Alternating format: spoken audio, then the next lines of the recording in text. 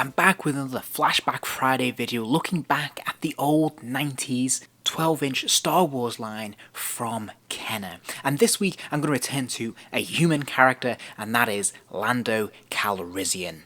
So without further ado, let's start off by looking at the packaging. And as we can see, it is the standard approach that we saw with this line, with the initial run of Star Wars figures, which is absolutely fantastic. I love this. It is a narrow, thin box with a folding cover, which we'll look at a little bit later. But on the front of this cover, we have the fantastic Star Wars logo, top center there, really strong and bold. You can't miss it. In the background, we have a star field with lots of different colors going on, which is lovely. But we can also see the Death Star and some TIE fighters as well, which is massively exciting to me as a child. I love this approach. And of course, we have in the center here an image, a production still of Billy D. Williams as Lando Calrissian, taken from The Empire Strikes Back. This is a really striking image. It looks really, really cool. And we also have at the very bottom right hand corner this embossed gold Rebellion sticker as well, which is very nice.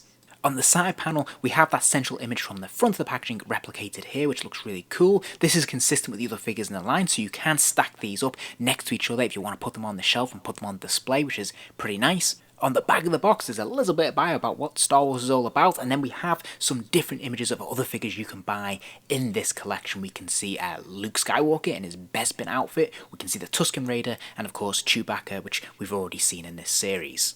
And then if we open up that front folding flap, on the left hand side we can have a little bit of bio about the character of Lando, which is lovely to see. And then on the right hand side we have this window display showing off this figure himself. So this looks absolutely brilliant. When you put it on display, you can put this out anywhere and it looks really good.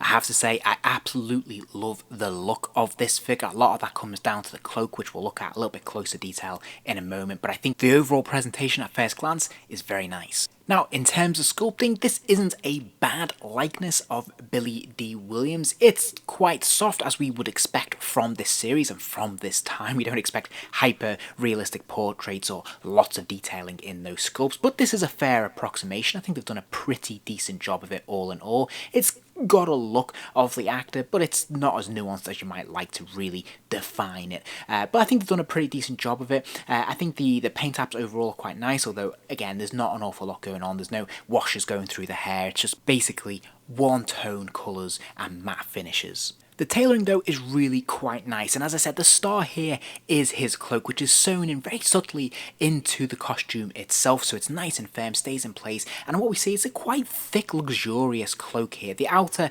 cotton is very nice, matches the cotton of his shirt, which is nicely done, but underneath we have this lovely metallic gold silk inlining, which just looks absolutely gorgeous. And the cut of it is really very nice as well. You can do different things with this. You can fold it back if you want it to. It always hangs really nicely about this figure, and it's long enough and heavy enough for you to really create lots of different dynamic poses with this figure, and it always looks really very, very nice. He also comes with his wrist control, which is one of his accessories. It's a rubber piece that just slots together around his wrist. I think this is a lovely little detail. It's actually quite nicely sculpted, and you can see a number of different paint apps here. We can see silver, red, black for these individual buttons, and I think it looks really, really cool. He has pretty standard cotton trousers, and he does have those rubber boots, and although the trouser leg does cover a lot of this boot, it is the standard rubber boot that we've seen on other figures, particularly Han Solo figures in this series before. As we know from those figures, they can have a tendency to imbalance and fall over, so you do have to be careful of how you pose this, or you're going to want to use a stand. Now, in terms of articulation, there's no real surprises here. There is a straight swivel at the neck, meaning he can rotate his head all the way around. There's a ball joint in the shoulder, which allows the arm to kick up and out. Sadly, there is no more articulation here in terms of joints. What he does have is these rubber arms, which was something that was used on the Action Men from Hasbro at this time in the 90s. I'm not a huge fan of this approach because you can't really bend it very far, and there is a tendency for it to want to pop back into position. He does have ball joints in the hips though, so his legs can kick out to the side, they can kick forwards, and they can kick all the way back, which is pretty cool. But once again, for the legs themselves, they actually have this rubber thing where you can kind of click it two places back, but it's not really going to hold, and it never looks entirely convincing. And aside from his wrist controller, the other accessory he comes with is this blaster. This is a slightly different blaster to the one that we've seen with Stormtroopers and say certain other figures in this line. It's quite cool. It's obviously a little bit different. It's nicely sculpted, a little bit of detail on this, and there is actually some paint apps on the tip of the barrel there as well, which is quite nice to see. He has those standard rubber hands, so he has no issues whatsoever holding this weapon, which is good.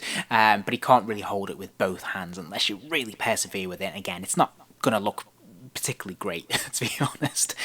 But nevertheless, he can hold it. It does look pretty cool all in all. It's a fun toy, and of course, it is aimed at a child audience primarily.